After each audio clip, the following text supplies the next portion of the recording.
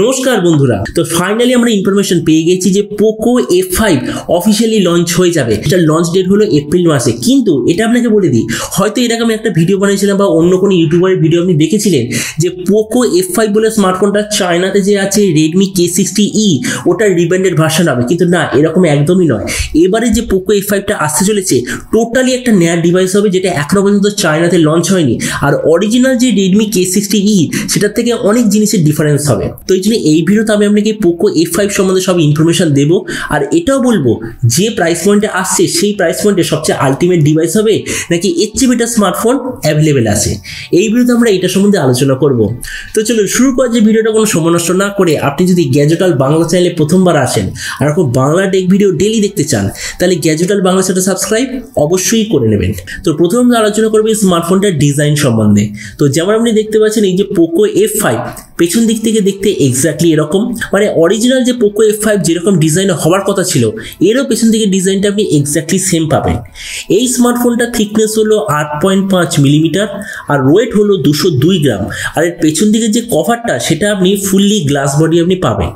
ডিসপ্লের দিক থেকে আছে 6.67 inch full HD plus 120 hertz super AMOLED display, তার সঙ্গে আছে 480 হার্জের টাচ স্যাম্পলিং রেট, 1200 নিটসের brightness, 20:9 aspect ratio, 92% screen to body ratio.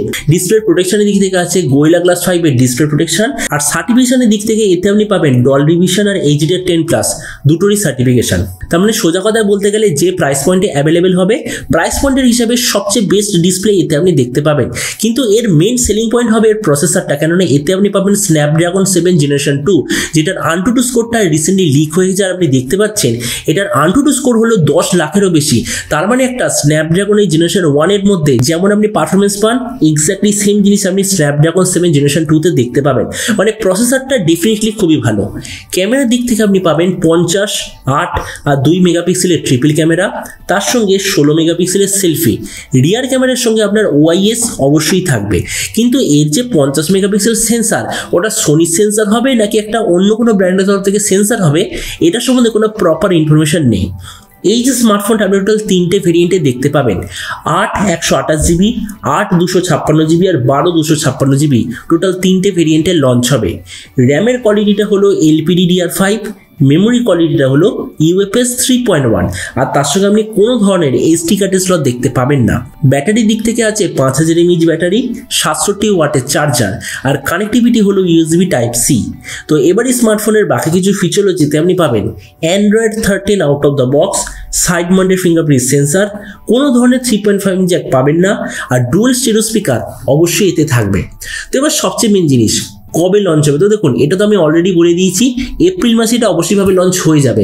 আর এরপর আমি যদি এটা প্রাইস সম্বন্ধে বলি, তো আমার সোর্সের তরফ থেকে আমি এরকম খবর পেয়েছি এই স্মার্টফোনটার প্রাইস যখন ইন্ডিয়াতে লঞ্চ হবে ওই 30,000 টাকার আশেপাশে লঞ্চ হবে। তো সব ভিডিওর মধ্যে আমি আপনাকে জানাবো এই যে পোকো F5 বলে যে ফোনটা আসতে চলেছে, প্রাইস পয়েন্টের মধ্যে সবচেয়ে বেস্ট ডিভাইস হবে নাকি এর চেয়ে বেটার অন্য কোনো ফোন অ্যাভেলেবেল আছে। তো দেখুন, প্রথমে আমরা আলোচনা করবো ডিসপ্লে। ডুয়েল কার্ভ ডিসপ্লে এই স্পেসিফিকেশনটা ছেড়ে দিয়ে এই ফোনটার ডিসপ্লেতে আপনি বাকি যা যা স্পেসিফিকেশন পাবেন সবকটাই প্রাইস পয়েন্টের মধ্যে সবচেয়ে ভালো। তারপরে সেই দিক থেকে বলতে গেলে ডিসপ্লেটা ডেফিনেটলি সবচেয়ে বেস্ট হবে। প্রসেসর স্ন্যাপড্রাগন 7 জেনারেশন 2 হবে, যার AnTuTu স্কোর 10 লাখের আশেপাশে। আর এই প্রাইস পয়েন্টে এমন কোনো প্রসেসর অ্যাভেলেবেল নেই যার এত হাই AnTuTu স্কোর আছে। তাহলে সেই দিক থেকে প্রসেসরটা নাম্বার 1। ক্যামেরার দিক থেকে এতে যাই থাকুক না কেন, কেননা এতে OIS আছে, আর OIS থাকার মানে হলো ভিডিওগ্রাফি ফটোগ্রাফি খুবই ভালো হবে। তাহলে সেই দিক থেকে আমি স্যাটিসফাইড। তাছাড়া রমের quality, quantity, charger system, battery কতটা আছে, ডুয়াল স্টেরিও স্পিকার, এই সবগুলো দেখার পর আমি এটাই বলবো, আপনার যদি টার্গেট থাকে ইন্ডিয়ান টাকায় 30,000 টাকার আশেপাশে কোনো নতুন আপকামিং অলরাউন্ড ফোন নেওয়ার, যেটা গেমিংয়ের দিক থেকে সবচেয়ে পাওয়ারফুল হবে, তাছাড়া বাকি স্পেসিফিকেশনও প্রাইস পয়েন্টের হিসেবে খুবই ভালো হবে, তো আমার মতে মনে হয় আপকামিং পোকো F5 আপনার জন্য একদম পারফেক্ট চয়েস হবে। কেননা সেম প্রাইস পয়েন্টের কি আছে, Iqoo Neo 7। আমার তো মনে হয় Iqoo Neo 7 এর চেয়ে এই যে পোকো F5 ডেফিনেটলি বেটার হবে, স্পেশালি এর প্রসেসরটার জন্য। এবার আপনি যে কমেন্ট সেকশনে অবশ্যই জানাবেন এই যে পোকোর নতুন ফোনটা যে আসতে চলেছে এটা স্পেসিফিকেশন প্রাইস দেখে আপনার কি মনে হয়, আর যে দামে আসছে সেই দামে আপনি কি এটা নিতে চান নাকি অন্য কোনো স্মার্টফোন আপনি নিতে চান, এটা সম্বন্ধে নিচে কথা বলতে আমাকে একদমই ভুলবেন না। তো চলুন দেখা হবে আগামীকালের একটা টেক ভিডিওতে। Till then stay tuned and always remember, think positive, be positive. Thank you.